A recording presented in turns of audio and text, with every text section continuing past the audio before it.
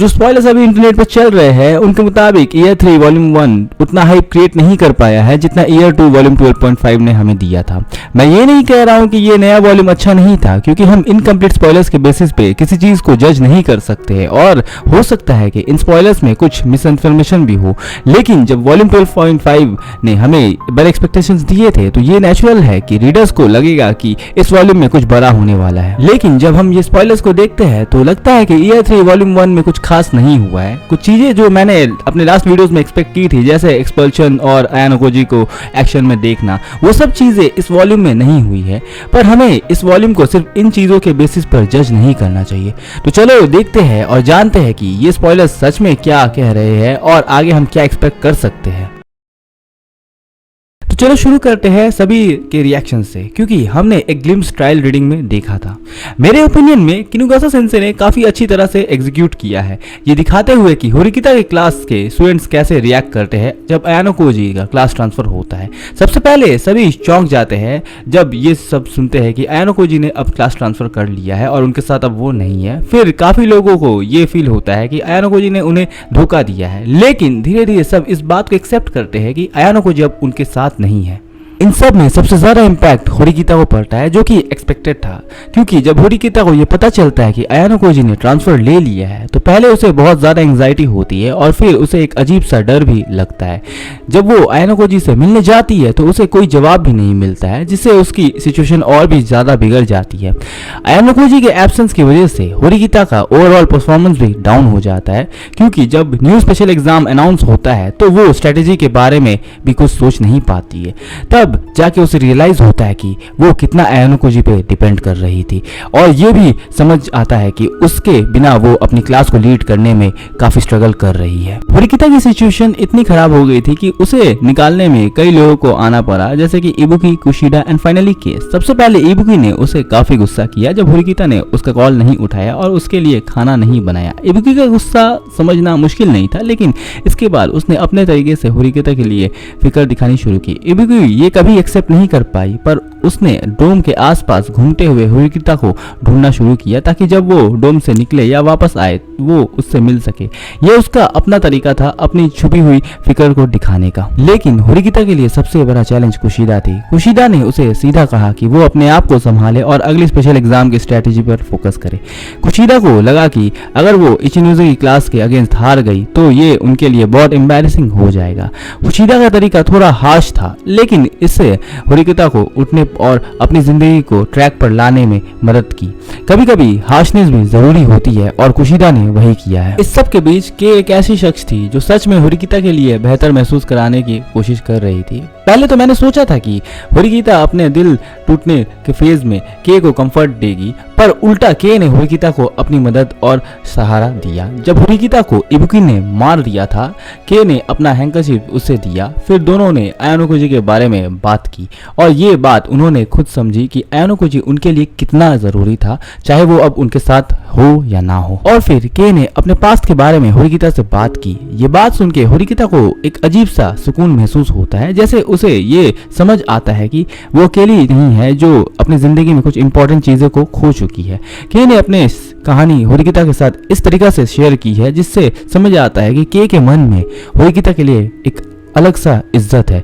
ये एक ऐसा पल था जो शायद होरिकिता ने कभी किसी से एक्सपेक्ट नहीं किया था। और फिर दोनों अपने अपने दर्द को समझते हैं और एक दूसरे से प्रॉमिस करते हैं कि वो आयान ओकोजी को अपने डिसीजन पर रिग्रेट कराएंगे। इधर दूसरी तरफ होरिकिता की क्लास के बाकी के स्टूडेंट्स ठीक लग रहे हैं। वो शॉक्ड और अपसेट है, लेकिन कोई भी उनमें से डिप्रेस्ड नहीं है। और सबसे हैरानी की बात यहाँ ये है कि इन सब में हिराता सबसे ज्यादा काम नजर आ रहा है। मुझे लगा था कि वो एक और मेंटल ब्रेकडाउन से गुजरेगा, लेकिन अब लगता है कि वो इस सिचुएशन को बहुत अच्छे से हैंडल कर पा रहा है। लेकिन अभी भी होरिकिता की क्लास में कुछ लोग ऐसे भी हैं जो आयान ओकोजी को आज भी अपना दोस्त समझते हैं, जैसे कि हिराता, सूडो, युकिमुरा और आकिडो। जब वो आयान ओकोजी से ट्रांसफर के बाद मिलते हैं तो वो उससे कहते हैं कि वो आज भी उनका दोस्त है। इवन सूडो तो ये भी कहता है कि वो अपने सारे पॉइंट्स दे देगा अगर आयानोकोजी एक बार फिर से हमारे क्लास में आना चाहे तो। ये सीन मुझे थोड़ा कंफ्यूज कर रहा है। जैसे मुझे पता है कि आयानोकोजी उन लोगों के साथ दोस्ती का रवैया अपना रहा है और इससे उसकी विलन वाली इमेज थोड़ी कम डरने वाली लगती है मुझे, पर फिर भी क्या उसके अंदर अभी भी कोई इंसानियत बाकी है? क्योंकि जो तरीके से बाकी लोग उससे ट्रीट करते हैं वो सच में दिल को छू जाने वाला है। लेकिन एक बात है जो सबको सोचने पर मजबूर करती है, क्या ये उनके लिए कोई डेड फ्लैग तो नहीं है?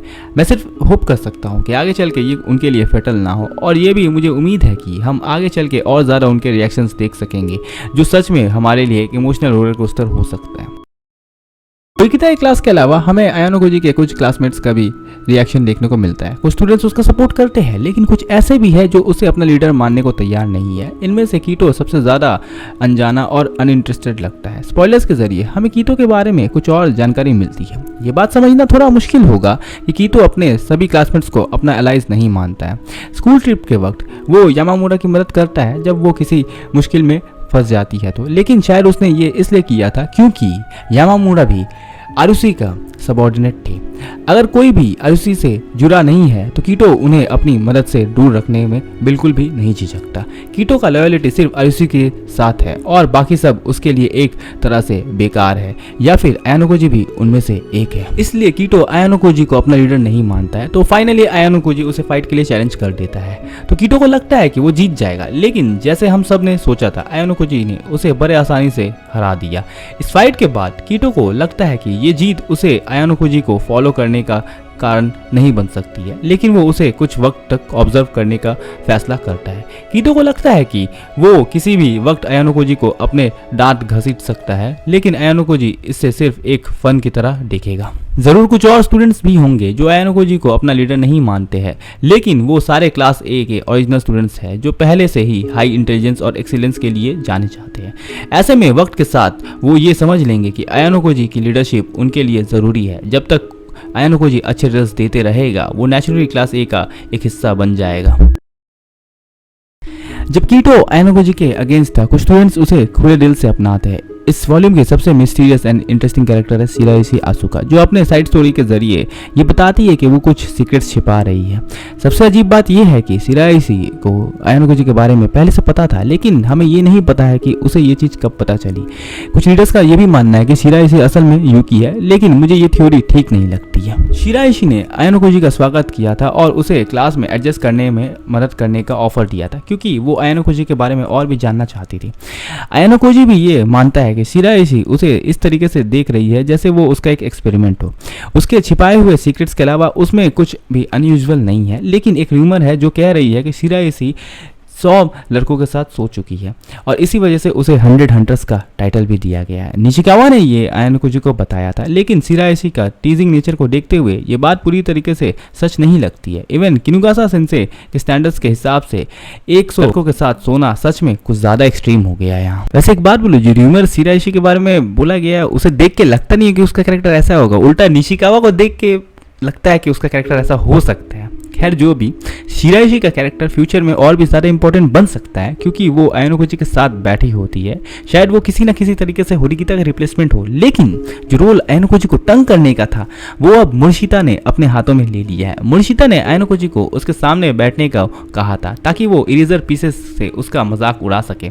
इस वॉल्यूम में मुर्शिता का इसेंट्रिक और इरिटेटिंग बिहेवियर काफ़ी प्रोमिनेंट हो गया है। शिराइशी की तरह मुर्शिता भी फ्यूचर में एक इंपॉर्टेंट रोल प्ले कर सकती है, चाहे हमें अभी तक ये समझ ना आए कि वो सच में क्या चाहती है। फिलहाल वो बस स्टोरी में एक जोक मेकर की तरह ही नजर आ रही है। बट टू बी ऑनेस्ट, मुझे मुर्शिता का कैरेक्टर काफ़ी पसंद आ रहा है और फनी लग रहा है, ठीक है। एंड अब आता है फाइनली हाशिमोटो। इस वॉल्यूम में वो आयानोकोजी को एक सपोर्टिव कैरेक्टर बन के सपोर्ट कर रहा है। उसने आयानोकोजी को 20,000 पॉइंट्स उधार दिए हैं और उसका साथ भी दिया है। फाइनल स्पेशल एग्जाम के बाद जब आरुषि के सामने वो रो रहा था, लगता है कि हाशिमोटो में कोई विजिबल चेंजेस नहीं आया है। वो अभी भी अपने चालाक पर्सनैलिटी में ही है, जो हर वक्त अपने लिए फ़ायदा देखने की कोशिश करता है।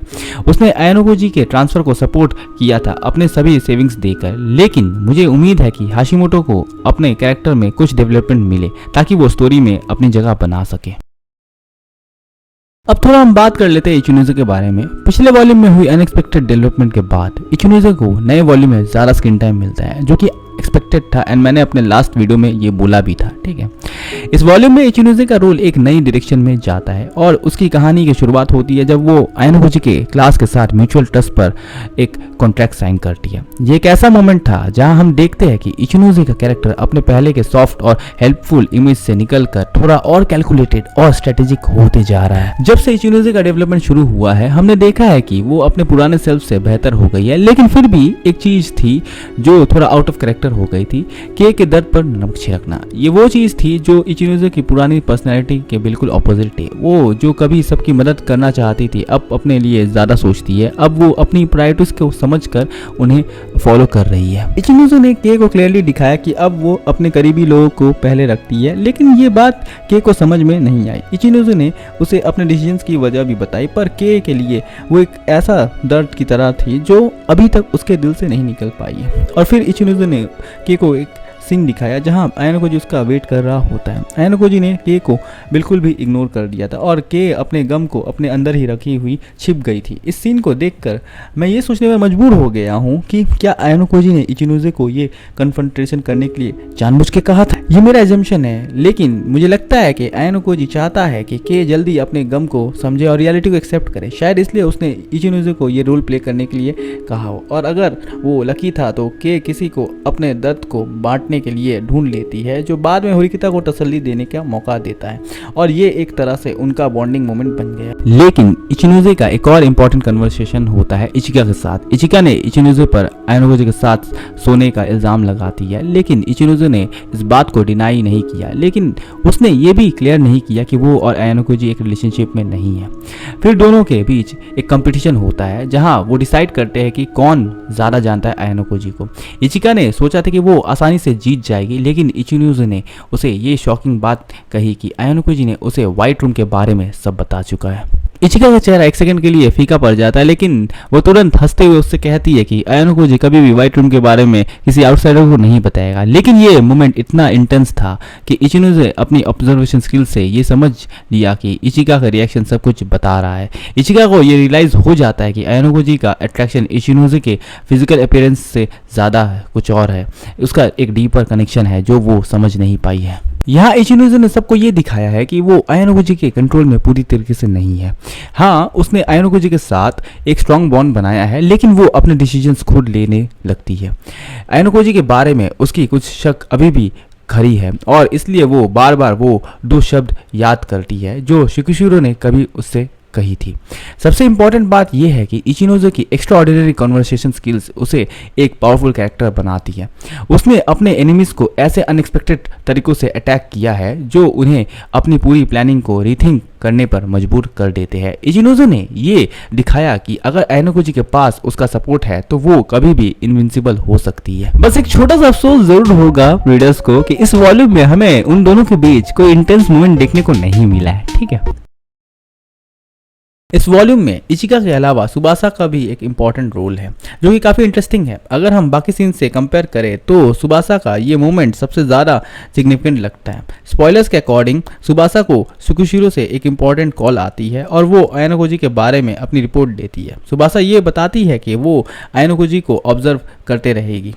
इस रिपोर्ट में उसने इशिगामी पर अपना शक जाहिर किया है और उसके बाद एक नए फर्स्ट ईयर स्टूडेंट का भी जिक्र किया है जो अब उसकी दिक्कत बन गया है। ये कन्वर्सेशन हाशिमोटो, मोरिशिटा और शिराइशी के कान में पड़ जाती है। ये सब लोग आयानोकोजी और सुबासा के बीच के रिश्ते को समझ नहीं पाते, लेकिन इस सीन में एक नई मुसीबत का अनुमान है जो आगे चलकर आयानोकोजी के पास्ट को दुनिया के सामने ला सकता है। जब हम ये भी देखते हैं कि इचिनोजे को भी व्हाइट रूम के बारे में कुछ शक है तो ये और भी इंटरेस्टिंग हो जाता है। मुझे लगता है कि आने वाले वक्त में आयानोकोजी को अपने पास्ट का सामना करना पड़ेगा और किसी को अपने राज की सच्चाई बतानी पड़ेगी। अब ये सोचकर हम एक्सपेक्ट कर सकते हैं कि इचिनोजे और सुबासा जैसे कैरेक्टर्स का रोल इस कॉम्प्लेक्स प्लॉट में ज़्यादा गहरा और इम्पोर्टेंट हो सकता है। अब इसी के साथ न्यू स्पेशल एग्जाम के बारे में भी बात कर लेते हैं। जब से न्यू स्पेशल एग्जाम की अनाउंसमेंट हुई थी सबकी उम्मीदें काफ़ी ज़्यादा थी। लोग सोच रहे थे कि इस बार कुछ ऐसा होगा जो आयानोकोजी के गेम चेंजिंग मूव्स को सबके सामने लाके रख देगा, हर किसी को हैरान कर देगा। लेकिन जब ये स्पेशल एग्जाम हमारे सामने आया तो सभी की उम्मीदों पर पानी फिर गया। कुछ खास नहीं था इस एग्जाम में, कोई बड़े पेनल्टीज भी नहीं थे और अयानुकोजी अपनी पुरानी क्लास के सामने भी नहीं आया। एग्जाम को 2 हिस्सों में बांट दिया गया था। पहला हिस्सा है क्लास बैटल, जहां हर क्लास अपने एवरेज स्कोर के बेसिस पर compete करेंगे, और दूसरा हिस्सा है रिप्रेजेंटेटिव बैटल, जहां हर क्लास को 5 रिप्रेजेंटेटिव्स भेजने पड़ेंगे और जो दूसरी क्लास के रिप्रेजेंटेटिव्स के अगेंस्ट लड़ेंगे। लेकिन ये एग्जाम एक ट्विस्ट के साथ आता है और वो है पेनल्टी पॉइंट्स। हर क्लास के पास 100 पेनल्टी पॉइंट्स होते हैं जो वो अपने रिप्रेजेंटेटिव्स के स्कोर से घटा सकते हैं, लेकिन ये पॉइंट्स तभी काम आएंगे जब क्लास सही रिप्रेजेंटेटिव का गेस कर सके।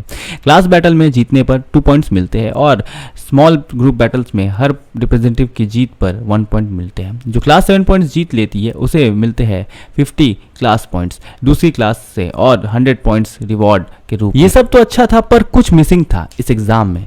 कोई एक्सपेल्शन पेनल्टी नहीं थी और क्लास पॉइंट्स के रिवॉर्ड भी उतने थ्रिलिंग नहीं थे। और फिर जब एग्जाम एंड होता है तो अयानुकोजी क्लास को सिर्फ 100 पॉइंट्स मिलते हैं रुइन क्लास से, और इचिनोजे क्लास को भी 100 पॉइंट्स मिलते हैं होरिकेता क्लास से। लेकिन इसके बाद दूसरी क्लासेस को कुछ भी नुकसान नहीं होता है।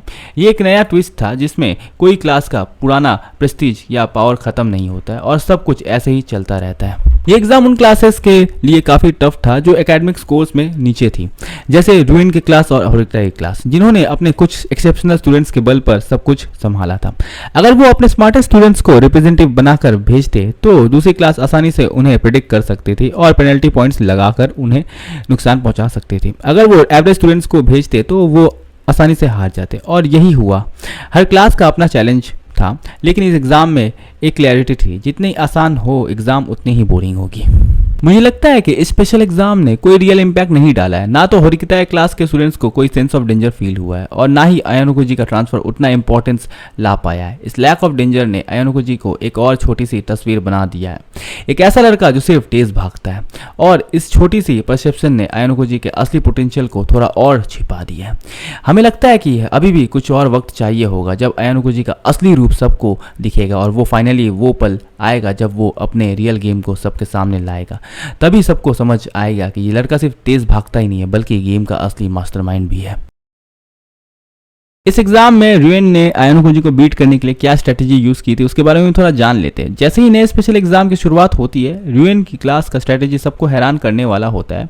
कात्सुरागी की तरफ से उसे एक सिंपल और सेफ एडवाइस मिलती है, बस अपनी पोजीशन को सेफ रखो और क्योंकि हम डिसएडवांटेज में है वैसा ही करना सही रहेगा। लेकिन रुइन का सोचना कुछ और होता है। उसका एक डेयरिंग प्लान होता है जो अयानुकोजी को हराने के लिए डिजाइन किया गया है। रुइन ने अपने प्लान को शुरू किया और सबसे पहले वो अपने फर्स्ट ईयर स्टूडेंट्स को पॉइंट्स देकर अयानुकोजी के पीछे लगा देता है। ये स्टूडेंट्स अयानुकोजी की बातें रिकॉर्ड करते हैं जिससे उन्हें उसके स्ट्रेटेजी और वीकनेस का पता चल सके। लेकिन अयानुकोजी को इस बात का पता पहले से ही था। अयानुकोजी ने अपनी चालाकी से उनको गलत इन्फॉर्मेशन दे देता है। वो कहता है कि उसे अपने नए क्लासमेट्स के ट्रस्ट जीतने के लिए कम से कम 3 रिप्रेजेंटेटिव्स को जानना जरूरी है। फिर ये गलत इन्फॉर्मेशन रुइन के प्लान का हिस्सा बन जाता है। रुइन जानबूझकर एक लो एकेडमिक स्टूडेंट को रिप्रेजेंटेटिव बना देता है जिससे अयानुकोजी को ये प्रेडिक्ट करना मुश्किल हो जाए कि असली रिप्रेजेंटेटिव कौन है। लेकिन सब कुछ वैसा नहीं होता है जैसा रुइन ने सोचा था। रुइन ने अपने पेनल्टी पॉइंट्स को अयानुकोजी पर लगा दिए ताकि अयानुकोजी क्लास को परफेक्ट स्कोर ना मिले। लेकिन अयानुकोजी का क्लास सिर्फ 6 पॉइंट्स ही जीत पाता है, जिसका मतलब है कि कोई एक्स्ट्रा रिवॉर्ड नहीं मिलता है। रुइन को लगता है कि उसने अयानुकोजी को अपनी क्लास में एक डिसएडवांटेज पोजीशन में डाल दिया है। लेकिन अयानुकोजी का रिएक्शन सबको हैरान कर देता है। अयानुकोजी अपनी चालाकी से सबको बता देता है कि रुइन का हर एक मूव उसके ही प्लान का हिस्सा था।